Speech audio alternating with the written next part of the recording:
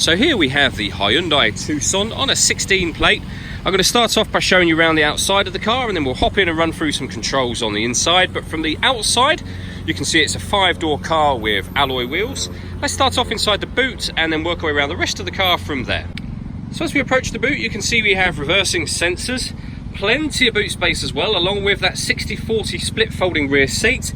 And then underneath this tray section, a full-size alloy spare wheel.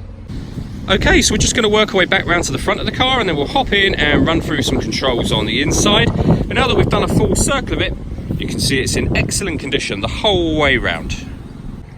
Just briefly before we climb in, I think it's well worth seeing the interior from this exterior point of view. There's plenty to run through on the dashboard, so let's hop in and we'll do that right now. Okay, so now that we're inside the car, we're going to start with the dials. On the left-hand side, we have the rev counter, and on the right-hand side, the speedometer and fuel gauge.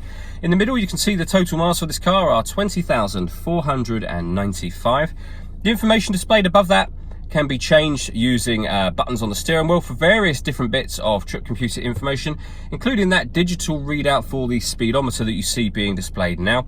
There are other menus available, including satellite navigation, your lane assist, audio menu, vehicle settings and user settings, and then back round to the beginning again.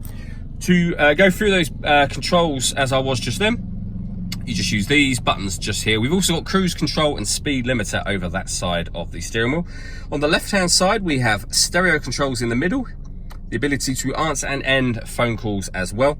That is, of course, once you pair up your phone, and that is done up on this main screen here. Hit the phone button and then just follow the instructions on screen. We're going to say no for the moment. When it comes to radio, this car's got FM, AM and DAB. If you want to listen to your own music, hit the media button. Nothing is connected at the moment, but you can connect up a USB device, an auxiliary device. You can also stream music wirelessly via Bluetooth audio as well. And on top of all of that, this car's got satellite navigation. Access just here. There's a full video showing exactly how that works on both our website and Facebook page. And on top of all of that, we have a full colour reversing camera to go along with the parking sensors that this car has got. So you can see it's full colour, and also guidelines showing you what direction the car is headed in relation to the image that you see on the screen as well. Working our way down, we have dual zone climate control, so you can adjust the passenger and driver temperatures, the fan speed up and down. You can determine where within the car you'd like the air to be distributed, and then hit that button to turn the air conditioning on. Same again to turn it off.